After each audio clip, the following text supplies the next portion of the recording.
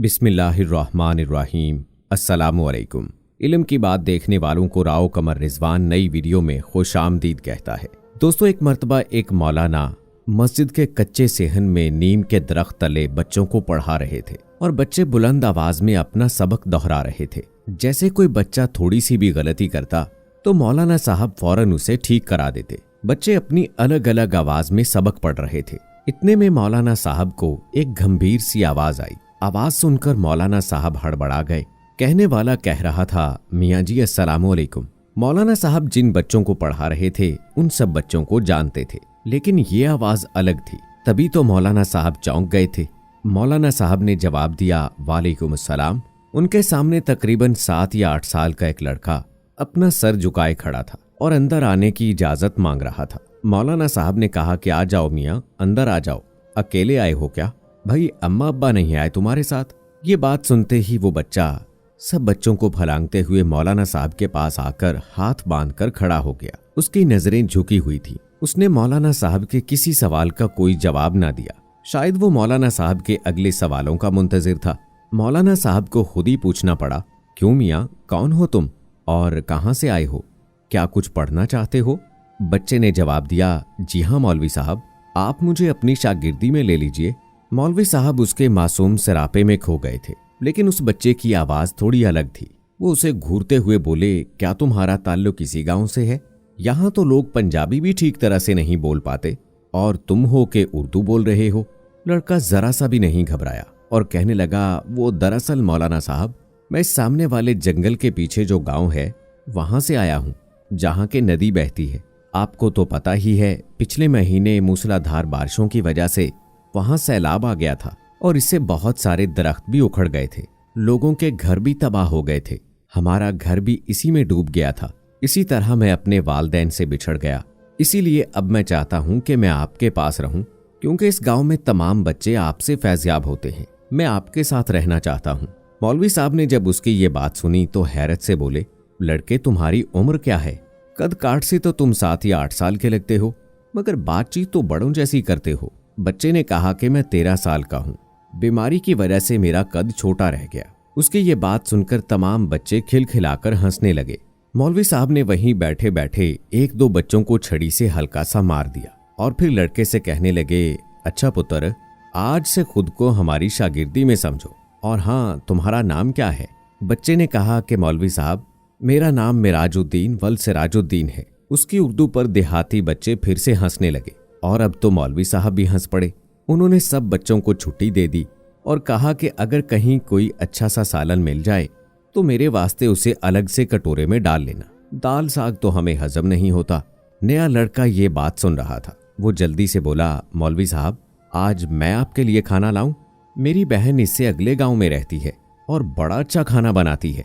ये सुनकर मौलवी साहब के मुंह में तो पानी आ गया, मगर फिर भी दिखावा करते हुए बोले, तुम कहाँ इतनी रात को अगले गांव में जाओगे? आज वैसे भी चौधरी साहब के हाथ से अच्छा खाना आ जाएगा। जुमेरात है ना, इसलिए। इसके बाद उस नए बच्चे को एक हुजरे में जहां के सब बच्चे रहते थे वहां पहुंचा दिया गया और वहां वो बच्चा खजूर की चटाई पर सबके साथ सो गया। दोस्तों, अगर आपको ये वीडियो पसंद आ रही है तो इस वीडियो को लाइक और शेयर जरूर करें। और अगर आपने अभी तक हमारा चैनल इल्म की बात सब्सक्राइब नहीं किया है तो अभी सब्सक्राइब कर लें और साथ लगे बेल आइकॉन को भी जरूर प्रेस कीजिएगा, ताकि लेटेस्ट अपलोड होने वाली हमारी वीडियोस का नोटिफिकेशन आपको बर वक्त मिलता रहे। तो दोस्तों, इस तरह से वो लड़का जिसका नाम मिराजुद्दीन वल सिराजुद्दीन था, मौलवी साहब का बाकायदा शागिर्द बन गया। उसका हाफिजा बहुत अच्छा था। उसने 1 हफ्ते में ही बगदादी कायदा पूरा कर लिया और सिर्फ 3 महीने में कुरान पाक मुकम्मल कर लिया और अब तो वो उसे हिफ्ज भी करने लगा था। मौलवी साहब तो बस हैरान थे कि आज तक हजारों शागिर्दों को पढ़ा चुके थे, मगर ऐसा हाफिजा, ऐसी रवानी कभी देखने सुनने में नहीं आई थी। जब भी उसका सबक सुनते तो चौंक जाते कि ये लड़का इंसान भी है या कोई और मखलूक है। मौलवी साहब ऐसा सोचते जरूर थे, मगर अपना ये ख्याल कभी जाहिर ना होने दिया। वो सोचते थे कि इतना अच्छा बच्चा है, कहीं बददिल होकर भाग ना जाए। वो बच्चा अब तो हाफिज कुरान भी बन चुका था, मगर मौलवी साहब को अब उससे प्यार सा हो गया था, इसीलिए उसे अपना बेटा बना लिया। मौलवी साहब ने उम्र भर शादी ना की थी। एक रात मौलवी साहब किसी का निकाह पढ़वा कर लौटे तो ज्यादा मुरगन खाना खाने की वजह से पेट में तकलीफ महसूस हुई। मौलवी साहब को जब भी बदहजमी होती तो वो हींग का इस्तेमाल करते और ठीक हो जाते, लेकिन आज वो हींग भी खत्म हो चुकी थी और दोबारा मंगवाने का मौका ही ना मिला। सारे लड़के सो चुके थे मगर मिराजुद्दीन जाग रहा था और इबादत इलाही में मशगूल था। मौलवी साहब दर्द से कराह रहे थे। अरे कोई है कि जो कहीं से मुझे जरा सी हींग ला दे। मिराजुद्दीन ने सोचा कि उस्ताद साहब तो तकलीफ में हैं और अगर उनकी बर वक्त मदद ना की तो शायद अल्लाह पाक मेरी इबादत ही कबूल ना करे। सारे शागिर्द सो रहे थे, इतनी रात में कौन अपनी नींद खराब करे, मगर मिराजुद्दीन हमेशा की तरह खिदमत के लिए तैयार था। जाए नमाज लपेट कर रख दिया और मौलवी साहब के पास जाकर खड़ा हो गया। मौलवी साहब, मैं ला दूंगा आपको हींग, मुझे पता है हींग कहाँ मिलती है। मौलवी साहब ने कहा, तुम कैसे लाओगे, इतने जरा से तो हो, क्या तुम्हें अंधेरे से डर नहीं लगता? इतनी रात है और सर्दी भी हो रही है। मिराजुद्दीन ने कहा कि नहीं, मैं तो जब चाहता हूं अपने सारे काम कर लेता हूं और मुझे अंधेरे से तो डर नहीं लगता। मौलवी साहब पर तो हैरत के पहाड़ टूट पड़े, क्योंकि रात का दूसरा पहर था और ये नन्हा सा लड़का बाहर जाने को तैयार था। मौलवी साहब ने कहा कि अच्छा, अगर तुम बाजिद ही हो तो फिर ज्यादा दूर ना जाना, ये नुक्कड़ वाली दुकान से जरा सी हींग ले आना, कह देना कि मौलाना साहब मंगवा रहे हैं। लड़का तो जैसे इजाजत मिलने का इंतजार कर रहा था, वो तेजी से बाहर चला गया। उसके बाद उसके बाहर निकलते ही ऐसा लगने लगा कि जैसे अचानक तेज हवाएं चलना शुरू हो गई हों और बारिश हो रही हो। मौलवी साहब का तो दिल दहल गया, क्योंकि कमरे में जलता दिया भी हवा की वजह से बुझ गया था। मौलवी साहब दिल ही दिल में पशेमान हुए कि बिना माँ के बच्चे को रात के वक्त बाहर क्यों भेज दिया। अगर उसे कुछ हो गया तो। मौलाना साहब इससे आगे सोचते, इतने में अचानक से दरवाजा खुला और मिराजुद्दीन वापस आ गया। और हैरत की बात यह थी कि बाहर कोई तेज हवा का नामो निशान भी न था, हर चीज अपनी जगह पर थी। मौलवी साहब का तो दर्द उसी वक्त खत्म हो गया कि मिराजुद्दीन के कपड़े तो बिल्कुल सूखे हुए हैं, हालांकि वो कोई छतरी वगैरह भी नहीं लेकर गया था और वापस भी चंद मिनटों में ही आ गया था। और सबसे बढ़कर ये कि उसके हाथ में हींग तक नहीं थी। मौलवी साहब ने अपनी हैरत को छुपाते हुए पूछा, क्यों बेटा, ले आए हींग? उसने कहा, जी मियाँ जी, ले आया। मौलवी साहब ने कहा, कहाँ है? तो फिर मुझे देते क्यों नहीं? लाओ, मुझे दे दो। मिराजुद्दीन ने कहा कि वो मैंने बाहर सेहन में लाकर रख दी है, आप मेरे साथ चलकर देख लो और जितनी चाहिए ले लो। मौलवी साहब को तो गुस्सा आ गया कि अब मैं बाहर खुद जाकर सेहन से उठाकर लाऊं। जब उस दुकानदार से ले आए हो तो मेरे हाथ में पकड़ाने से तुम्हें परेशानी क्या है? बच्चे ने कहा, अरे आप आइए तो सही। वो उन्हें बाजू से पकड़कर सेहन में ले गया। मौलाना साहब की आंखें फटी की फटी रह गईं। सेहन हींग की बोरियों से भरा हुआ था। शायद मनों के हिसाब से हींग उस्ताद की खिदमत में लाकर हाजिर कर दी थी। उन्होंने एक नजर हींग के अंबार को देखा और फिर मिराजुद्दीन के चेहरे की तरफ देखा। उसका सर हस्बे मामूल उस्ताद के सामने झुका हुआ था। मौलवी साहब ने कहा, इधर आओ, जरा मेरी तरफ आंख उठाकर देखो। उन्हें पहली बार उस पर गुस्सा आ रहा था। उनके पेट का दर्द तो रफू चक्कर हो चुका था। उन्होंने उसे कंधों से पकड़कर झंझोर डाला और उसकी आंखों में आंखें डालते हुए बोले, सच सच बता दो, तुम कौन हो? क्या तुम्हारा ताल्लुक जिन्नात से है? बच्चे ने कहा, जी मियाँ जी, आपका ख्याल बिल्कुल दुरुस्त है, मैं वाकई एक जिनजादा हूँ। उसका सर उस्ताद के कदमों पर था और वो ज़ारो के तार रो रहा था और माफी की दरखास्त कर रहा था। मौलवी साहब ने प्यार से उसका सर अपने कदमों से हटाया और उसे गले लगा लिया। उसने बताया कि उसी नीम के दरख्त पर जिसके नीचे सारे बच्चे बैठकर कुरान पाक पढ़ते हैं, यहाँ पर मेरा बसेरा है। मैं रोजाना कुरान पाक की तिलावत सुना करता था, तब मेरा भी दिल चाहा कि आपकी शागिर्दी में आऊं। मौलाना साहब जो बगौर उसकी बात सुन रहे थे, अचानक जैसे होश में आ गए और कहने लगे, अच्छा अब तो तुम्हारा मकसद पूरा हो चुका है ना? तुम कुरान पाक के हाफिज भी बन चुके हो।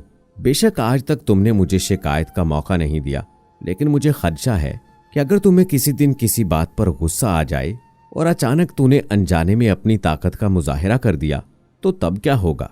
बेहतर है कि अब तुम छुट्टी करो और अपनी दुनिया में लौट जाओ, और अगर तुमने मेरी बात ना मानी तो मैं तुम्हें बोतल में बंद करके जमीन में दबा दूंगा।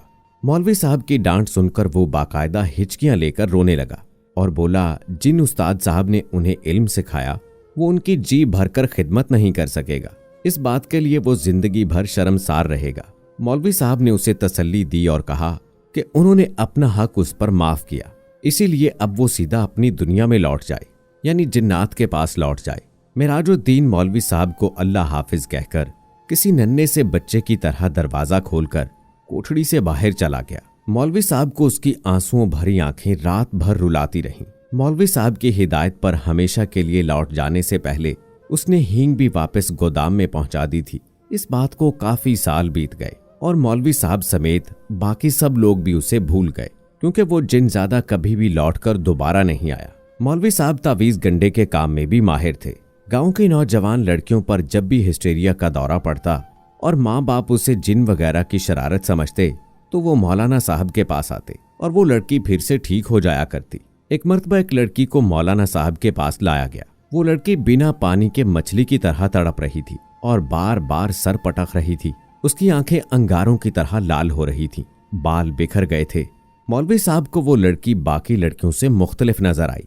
उन्होंने उस लड़की पर कुछ पढ़कर फूंका और अपना अमल जारी रखा। मौलवी साहब कुछ देर पढ़ते रहे और फिर वो अचानक से चीख पड़े कि मेराजुद्दीन, तुम तो अपनी दुनिया में वापस नहीं चले गए थे। क्या तुमने अपना वादा भुला दिया और ये भी भूल गए कि उस्ताद की नाफरमानी कितना बड़ा गुनाह है? तुम मुसलमान जिन हो, फिर तुम इस लड़की को क्यों परेशान कर रहे हो? अब तो मैं यकीनन तुम्हें इसकी सख्त सजा दूंगा।